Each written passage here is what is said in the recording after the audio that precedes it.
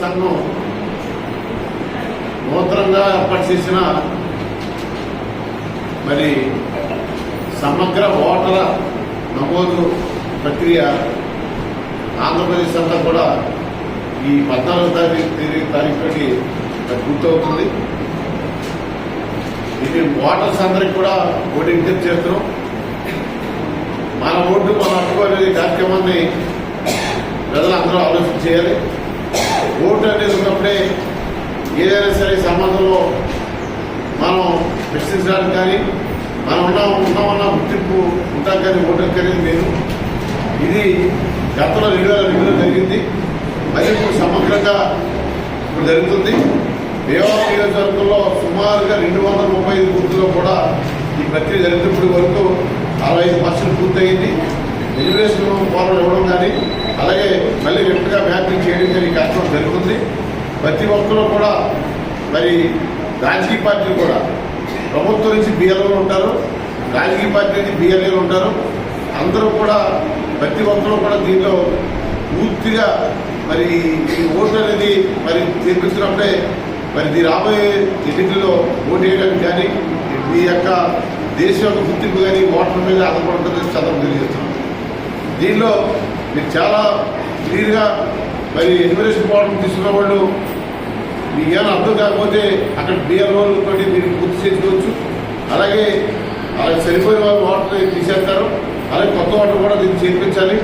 అలాగే ఇక్కడి నుంచి పెళ్ళి కోడలుగా వెళ్ళిపోయిన వాళ్ళు కానీ అలాగే మన కోడలుగా వచ్చిన వాళ్ళు కానీ అలాగే వేరే చోటకి వెళ్ళిన కానీ ఇన్ని కూడా సమగ్రంగా ఈ అప్లికేషన్లో పూర్తిగా ఉంది.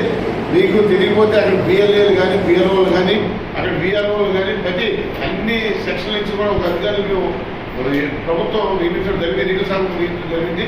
దీంట్లో ఎక్కడో కూడా ఏ ఇబ్బంది లేదు, దీంట్లో ఏ దాపరికం లేదు. అందరూ కూడా ఇది తప్పనిసరిగా ఈ ఓటు ప్రస్తుతం అయితే మనకి ఆంధ్రప్రదేశ్లో మనకు ప్రతి ఓటర్ అనేది లేదు, అన్నీ రద్దయిపోయి దీన్ని పూర్తి చేసి మీరు దీని సమాచారం ఎన్నికల సంఘానికి ఇచ్చినప్పుడే మళ్ళీ ఓటు అనేది మీకు వస్తుంది. దీన్ని పూర్తిగా మరి కార్యక్రమాన్ని మీరు ఓటు నమోదు చేసుకున్న బాధ్యత ప్రతి మనిషిగా ఉంది. మీరు ఓటర్ నమోదు మీరు ఎంత రీతిగా బిఎల్ఏలు బిఎల్ఓ ఎంత రీతిగా ఓటర్ పడతారు. ఎందుకంటే జంబ్లింగ్ చోట్ల ఉద్యోగం కానీ లేదా వ్యాపారం కానీ రకరకాలుగా వేరే వేరే చోట్ల వెళ్తారు. నా ఓటు నేను చేర్పించుకోవాలి, నా ఉపయోగం ఉన్నప్పుడే ఇందులో పూర్తి వివరాలు వస్తాయి. కాబట్టి తప్పనిసరిగా అందరూ కూడా దేవాలయ నియోజకవర్గం పరిస్థితి వస్తే 235 బూత్లో కూడా ఇది సమగ్ర జిల్లా కలెక్టర్ గారు కూడా అన్ని రాజకీయ పార్టీలతో కూడా సమన్వయం చేసేవాళ్ళు మాట్లాడుతుంది. తెలుగుదేశం పార్టీ మీద అందరూ కూడా మాట్లాడుతూ కూటమి జనసేన బీజేపీ కలుపుకుని తప్పని అందరూ బీజేపీ అందరూ కూడా 235 బూత్లో కూడా యాక్టివ్ చేయడం జరిగింది.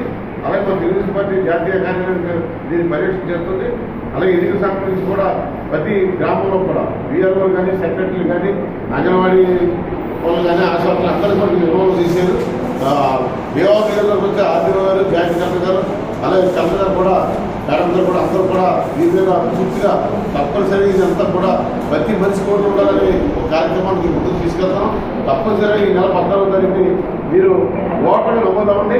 14 దాటిన తర్వాత నా ఓటు ఎక్కడుంది క్లెయిమ్ చేసుకున్నా మీకు ఎన్నో ఇబ్బందులు ఉంటాయి. ఇప్పుడు మీ దగ్గరికి వస్తాయి. కాబట్టి దీన్ని పూర్తి సమాచారం ఇచ్చి ప్రతి ఒక్కరు కూడా ఓటు కింద నమోదు చేసుకుని ఈ ఆంధ్రప్రదేశ్లో మేమున్నాం, మా ఓటు ఉంది, మాకు బాధ్యత ఉందనే కార్యక్రమాన్ని ముందుకు తీసుకెళ్ళని చెప్పి తెలియజేసుకుంటూ ఈరోజు దేవాలయంలో చాలా బూతులు తిరిగే మీరు కూడా అలాగే ఇప్పుడు రాయలంలో కూడా చాలా ఓట్లు మరి కొంత అంటే రాయలము ఈ దేవాలయంలో దేవాలయ పట్టణం ప్రాంతంలో ఉన్న రాయల గ్రామం, చిన్న గ్రామం అంటే మల్పూరు తెచ్చినోడు కానీ వీరేశ్వర చోట తెచ్చినోడు కానీ కొన్ని జమినీస్ ఉన్నాయి. ఇది మ్యాపింగ్లో చాలా ఓట్లు చోట్ల ఉంటాయి, చోట్ల పోతాయి. కాబట్టి ఈ కార్యక్రమాన్ని కూడా ప్రతి ఓటర్ కూడా తన ఓటు చూసుకునే బాధ్యత ఉంటుంది.